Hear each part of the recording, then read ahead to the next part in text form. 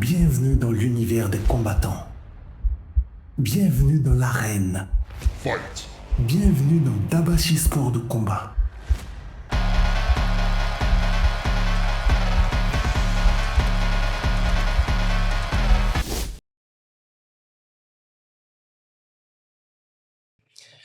Hello, hello, bonsoir à tout le monde, j'espère que vous allez bien. Moi, ça va super bien, alhamdulillah. C'est le Dagbashi Faché de Zlatan Sams.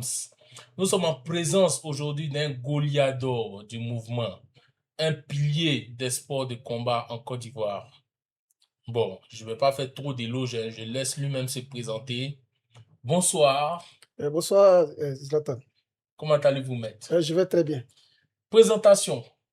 Mon nom à l'état civil, c'est M. Sinan Kobena Moro. Mon sobriquet, c'est Maître Moro. Il y en a qui m'appellent Maître Kobena. Oui. Voilà. Je suis ceinture noire kickboxing et je suis le responsable technique de la fédération du MMA. Ok. Quelles sont vos interventions au niveau de la fédération du MMA? Ok, on ne change pas l'équipe qui gagne. D'abord, je vais aller un peu plus loin. Notre connaissance entre le président Bakago et moi, c'est parti de mon frère Vlad qui a mis le contact et le contact est passé. Et M. Bakako, il a vu un talent en moi et qui m'a responsabilisé en tant que responsable de la fédération technique. Ok. Avant de rentrer dans le vif du sujet, nous allons demander à Maître Moreau. Parce qu'aujourd'hui, ce que nous envoie ici, c'est le championnat d'Afrique de MMA organisé par l'IMAF. Donc là, avant de procéder pour rentrer dans le vif du sujet là, dites-nous comment s'est passé les préparatifs pour votre voyage. Les préparatifs, ça a été des étapes. D'abord, on tient à dire merci au président Ismaël Bakayoko Oui. avec le ministère et son accompagnement. Ok. Parce que pour aller dans une compétition sortie du pays, il faut une autorisation. Ouais. Donc là, on a dépêché un groupe comme ça. Et le président, il a dépêché un groupe pour se rendre au ministère, au ministère des Sports tutelle, pour qu'on puisse avoir une autorisation de sortie. Et après l'autorisation de sortie, et nous avons passé à la phase des visas. On a fait les visas. On a été à l'ambassade d'Angola pour pouvoir signaler notre présence sur le territoire angolais pour le championnat. Ok. Maintenant, nous avons vu que vous avez sélectionné certains athlètes, notamment Axel Héritier, Sorodrissa, Kone Mohamed, j'en passe. Comment s'est fait la sélection de ces athlètes-là? Sur quelle base? Ok, ceux-là, ils ont déjà tout montré dans les événements passés. Parce que là, on a eu beaucoup de galas, on a eu beaucoup de détections. Oui. Et là, ceux-là, on les a sélectionnés à travers l'AML. Ceux-là, c'est ceux-là on a trouvé qu'ils avaient du talent. Il faut qu'on parte avec eux pour pouvoir représenter le drapeau. Dans quelles conditions la délégation part en Angola et elle arrive en Angola?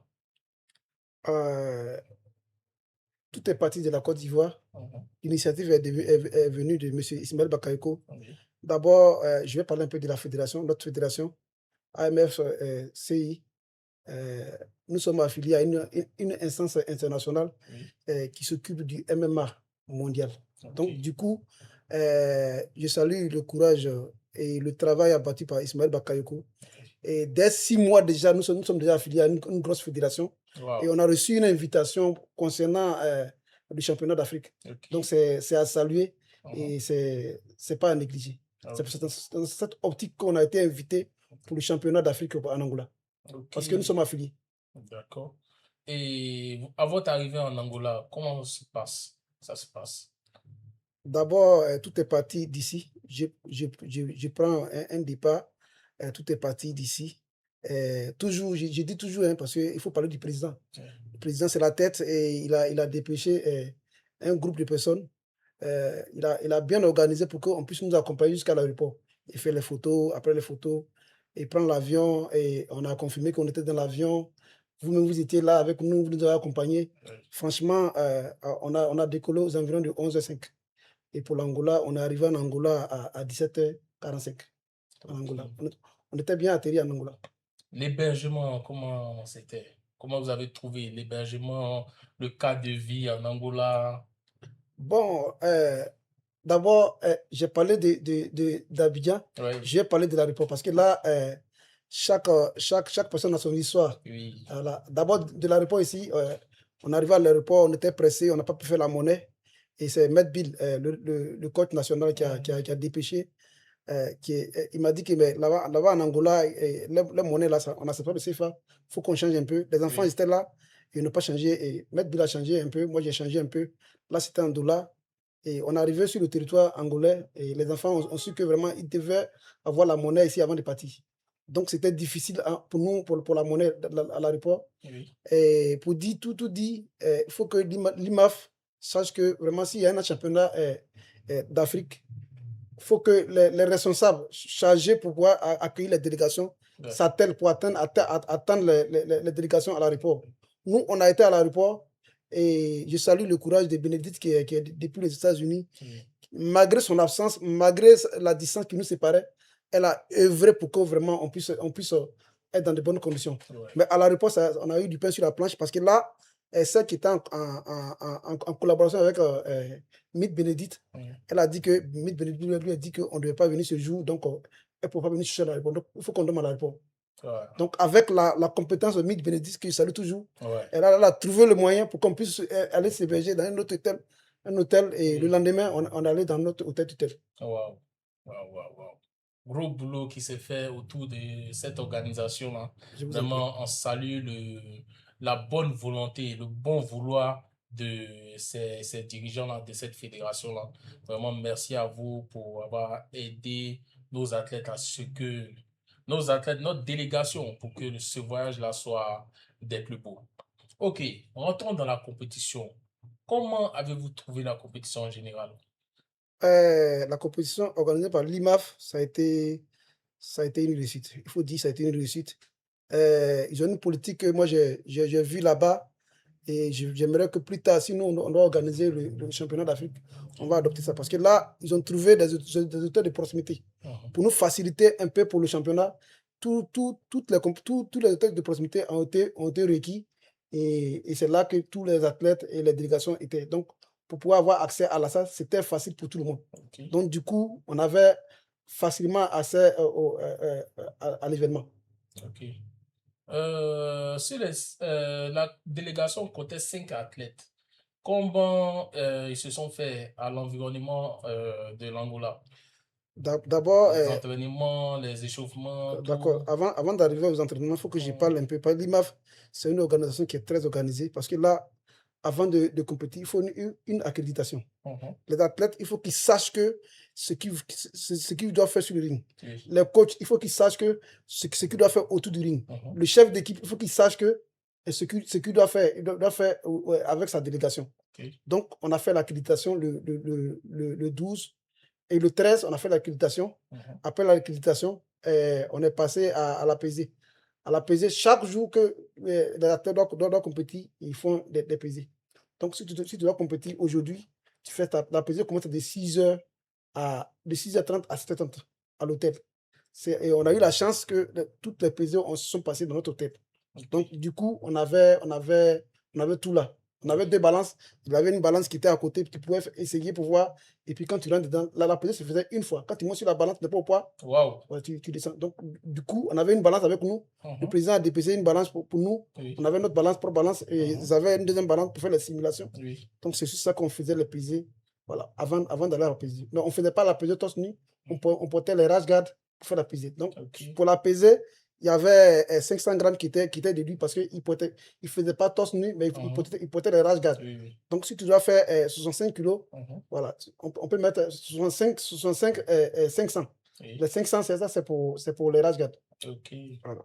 Ok. Maintenant, que dites-vous de l'engagement des athlètes, selon vous? D'abord, pour tout dire, le président il nous a instruits. Il nous a instruits et nous aussi, on a instruit les athlètes. Parce que là, on leur a dit dans l'avion, il dit, mais on ne part pas en Angola pour le tourisme. On part en Angola pour pouvoir prendre des trophées. On part en Angola pour pouvoir glaner le drapeau des Ivoiriens. On part en Angola pour pouvoir faire régner le pays. Et pour que tout le monde entier sache que nous, en Côte d'Ivoire, nous existons, nous savons faire aussi du MMA. On était en Angola, j'habitais seul dans mon hôtel et à notre arrivée, j'ai appelé l'équipe nationale y compris le coach et puis notre sœur demoiselle, Oui. je leur ai dit que, écoutez, mais ici, nous sommes là. Nous sommes déjà là, on n'a pas peur. Celui qui a peur, qu'il abandonne la guerre. Parce que quand on a peur, on ne va pas à la guerre. Donc, vous êtes à la guerre, vous ne devez plus avoir peur. Si vous avez peur, vous perdez la guerre. Donc, on est là, vous devez tout donner. Et Dieu merci, ils ont écouté ce que j'ai dit en tant que le capitaine de l'équipe, en tant que autant pour moi, le premier responsable de l'équipe, parce que j'étais le chef de délégation. Oui. Voilà. Donc, j'ai instruit Assel, je leur ai dit que ouais, ici, on n'est pas chez nous. Angola, ce n'est pas la Côte d'Ivoire. Donc, la première des choses, je leur ai dit qu'ici, les sorties nocturnes, c'est interdit. Parce que là, on a les visas. Même si on doit aller à la boutique, il faut que vous allez en bon nombre, vous allez ensemble. Parce que là, c'est un pays qui sort d'une guerre. Ils ont fait 26 ans de guerre. Il y a des choses qu'on a vues là-bas. Donc, du coup, les athlètes avaient le moral. Tout ce que j'ai dit, ils avaient le moral très haut. Donc, ils étaient prêts pour faire la guerre. Ils étaient prêts pour faire la compétition. Ok. Et une question. On voulait savoir comment la fédération a agi dans la préparation de ces athlètes-là, avant et pendant le... D'abord, C'est-à-dire à Abidjan ici, déjà la préparation à Abidjan et au niveau de l'Angola. d'abord, je tiens à dire merci à M. Ismaël Bakayoko. Merci au ministère des Sports et merci à Wanizibet, notre sponsor officiel. Il faut dire que ça n'a pas été facile. Ça n'a pas été facile. Il y a eu beaucoup d'accompagnement. Et il faut dire que M. Ismaël Bakayoko, le ministère et tout ce que je sais, ils ont bien, tout le monde a mis la main dans la poche pour que vraiment ça soit une réussite. Pour la préparation, je tiens à saluer la légende Paul Kwame qui a donné sa poitrine, qui a donné sa salle pour qu'on puisse, l'équipe puisse se préparer dans sa salle. Vraiment, ça à saluer. Il faut qu'on lui dise merci pour le travail qu'il a fait parce qu'il a participé, donné sa salle à une équipe. On a fait 1 mois de préparation et chaque jour qu'on partait à la préparation, du président et sa délégation mettait la main dans la poche pour pouvoir donner un peu le transport aux athlètes pour qu'ils puissent se retenir à la maison. Mais ça n'a pas été facile. Et avec la formation du coach Vlad et Matt Bill, qui est le grappleur, et coach Vlad, qui est le striker, moi j'étais le directeur technique, je partais pour voir est-ce que ce qu'il faisait là, c'était conforme, on travaillait en conformité. Ça a été, ils ont été bien préparés dans de bonnes conditions Ouais. et on est parti en Angola. Ok. Au jour de la compétition, vous avez présenté combien d'athlètes? En réalité, on a présenté 5 athlètes. Mhm. 5 athlètes. Il y avait Axel Hérédier. J'en viendrai pour dire pour son absence.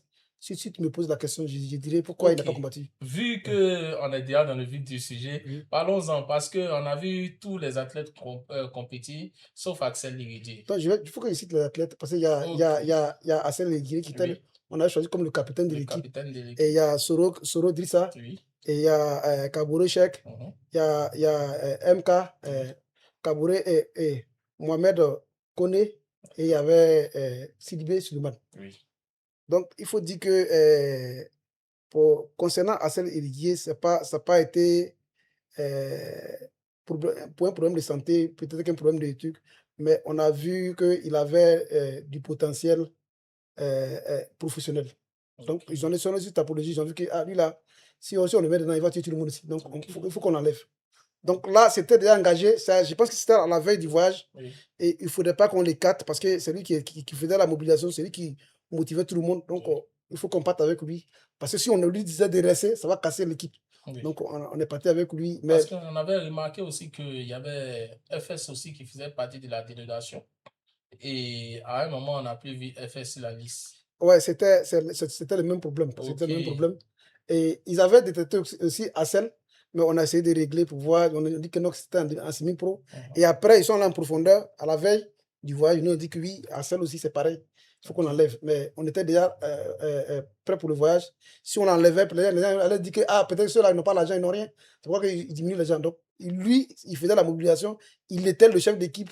Il laissait le capitaine. Donc, le capitaine, même s'il ne combat pas, il peut aller en parole, il peut donner le courage. Mais il a fait son travail. Là-bas, il donnait beaucoup de conseils. Il dit mais les gars, allez-y, allez-y, allez-y, Mhm. parce que vous pouvez. Donc, il a Donc, travaillé là-bas. donc, en conclusion, pour taire la polémique, Mhm. Axel et FS n'ont pas combattu à cet événement-là parce que tout simplement, ils sont montés professionnels. Évidemment. C'est un événement que pour les amateurs. Évidemment. Ok, d'accord. Donc, les gars, c'est clair, hein? Voilà, pour tous ceux qui demandaient pourquoi Axel Iridi et FS n'ont pas combattu, c'est juste parce qu'ils ont un palmarès professionnel. Lorsque tu passes en professionnel, tu ne peux plus faire des compétitions amatrices. Voilà, voilà, amateur, amatrice. Voilà. Donc, maintenant, on rentre dans le championnat. D'accord. Voilà. Premier combat, Euh, c'était celui de MK, si je ne me trompe pas. C'était MK. Voilà. Comment avez-vous trouvé ce combat-là? Je pense que le combat là, ça n'a pas été facile pour MK. D'abord, j'ai pas vu de peur en lui. Oui. Il avait un game plan, le coach lui a donné un game plan. On savait déjà que les Angolais, ils avaient le sol. Tous ceux qui participaient, ils avaient déjà le sol. On a dit que mais nous les Ivoiriens, nous sommes des strikers. Oui. Donc, éviter le maximum le sol. Ici, on n'est pas des bases sol. Oui. Voilà, on est base striking, mais ici, avec le coach Bill, on a fait les éléments essentiels pour pouvoir se défendre le sol. Okay. Donc, du coup, il est tombé dans un gros piège Oui. et qui n'est pas sorti. On aurait dit qu'il s'arrange pour qu'il puisse rester en haut pour le combat. Et l'adversaire a déjoué son plan. Ouais. Il a mené au sol. Le combat a fini à la première reprise. Ok, d'accord. Donc, je pense que ça a été pareil aussi pour Suleiman. Oui, pareil. Suleiman Suleiman, Sidibé. ça a été pareil. Ok. Ça a été pareil. Suleiman a combattu contre un Lille Mauricien. Oui. Voilà, donc ça a été pareil. Il a été battu par une cuisine arrière. Voilà, donc il faut saluer son courage parce que là, Oui. il avait son game plan et le sol, il faut dire toujours le sol a fait défaut. Okay. Mais ça ne veut pas dire qu'ils sont faibles. Ils avaient le game plan, mais on va travailler. On va travailler pour qu'ils puissent arriver à la hauteur. Ok. Maintenant, parlons de Soro Drissa. Soro dit ça, il faut saluer son courage. Franchement, il a perdu le combat, mais il a perdu avec dignité. Il a perdu avec dignité. Il a croisé un adversaire qui était très coriace, qui était champion d'Afrique de Jiu-Jitsu. Okay. 3 fois champion d'Afrique de Jiu-Jitsu. Wow. Donc, du coup, il connaît le sol et c'était aussi un striker. Oui. Mais Soro dit ça, il faut saluer qu'il a tenu quand même le combat. Il a allé jusqu'à la fin du combat. Je pense qu'avec beaucoup de réglages, un peu de réglages, je pense que la prochaine fois, ce sera la bonne. Okay.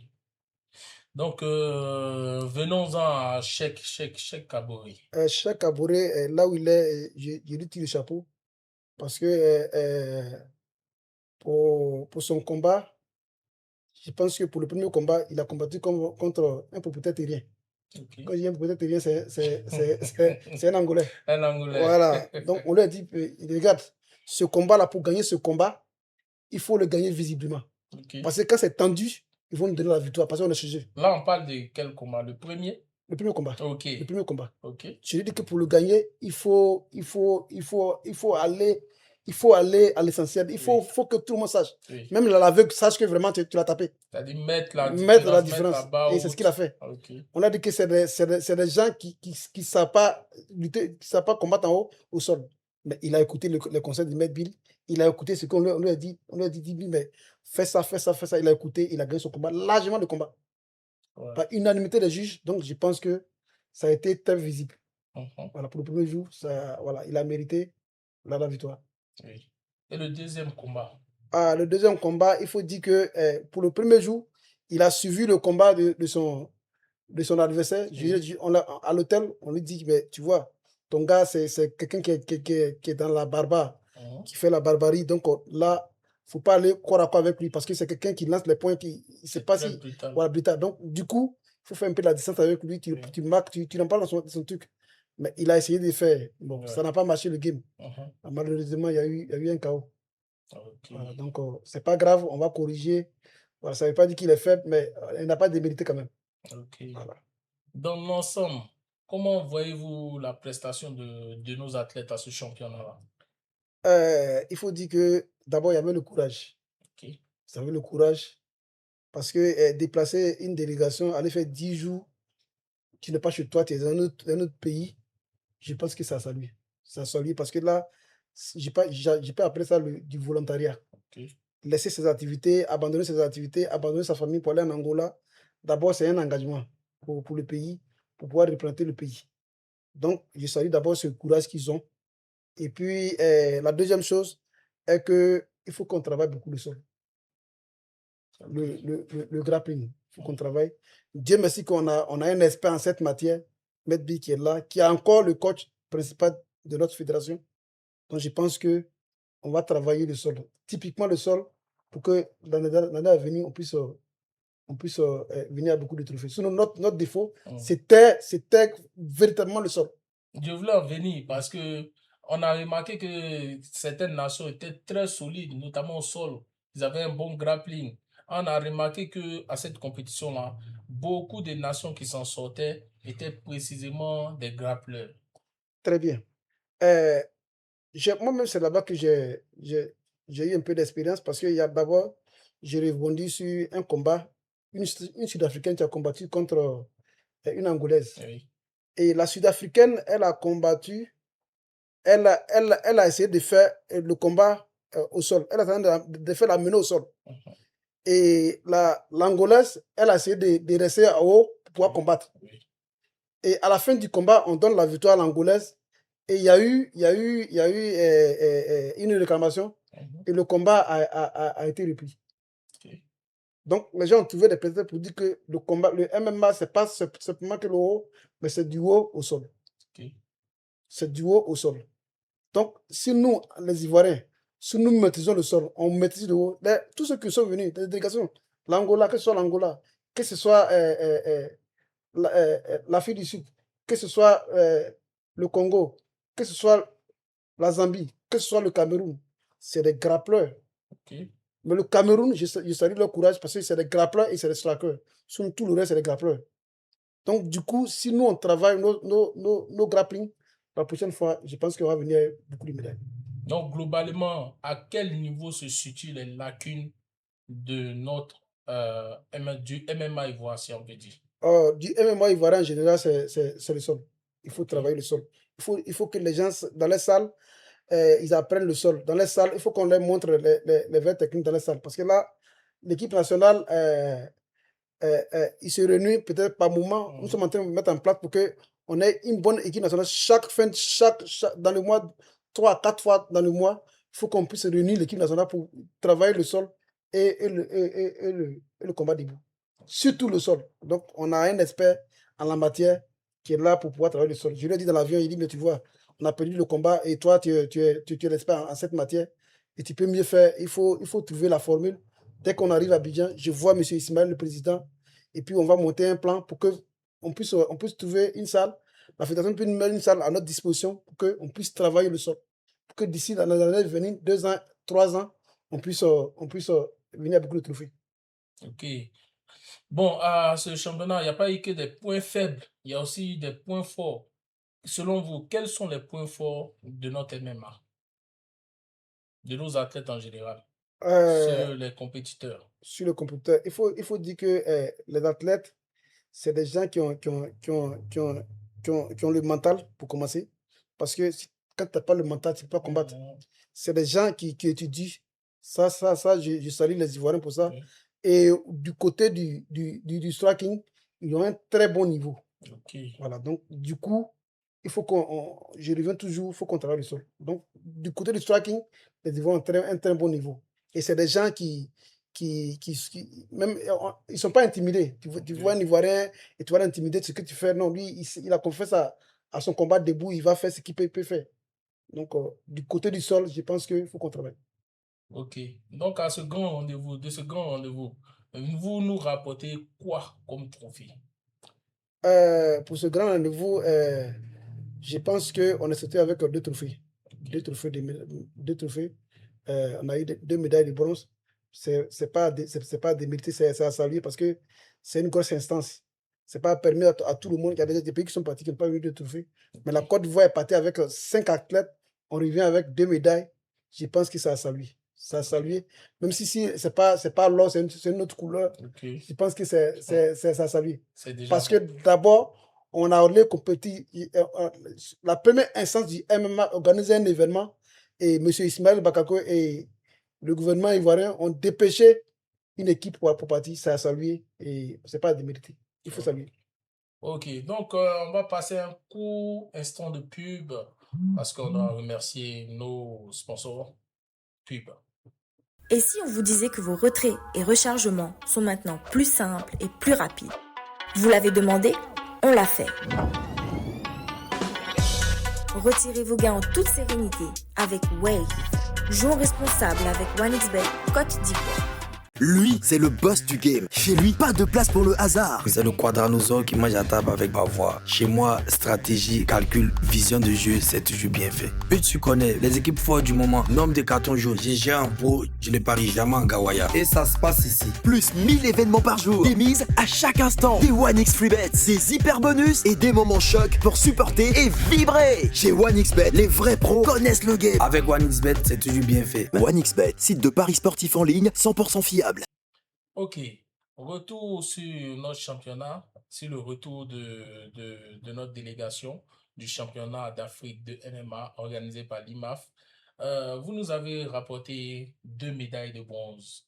Peut-on dire que la Côte d'Ivoire est vraiment compétitive au niveau du MMA?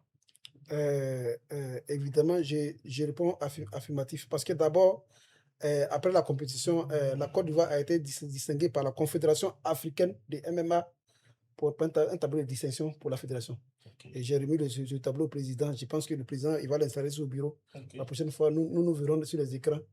C'est déjà salué. La Confédération africaine de MMA qui dit à la Côte d'Ivoire, oui, à partir d'aujourd'hui, vous êtes dans nos fichiers, vous êtes invités dans nos activités.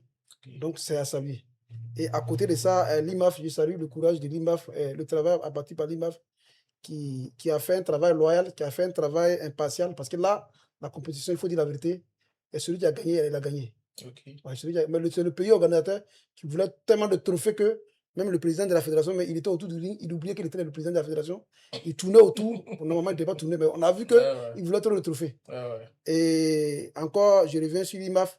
On a reçu 5 paires de gants de l'IMAF pour l'équipe nationale et 5 pour Tetsibia. Ouais. Je pense qu'on va se mettre au travail.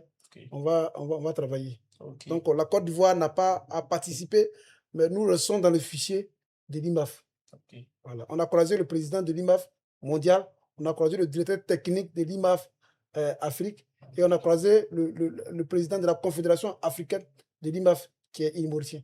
Je pense que vous avez croisé aussi nos autorités au niveau de l'Angola, Euh, l'ambassade.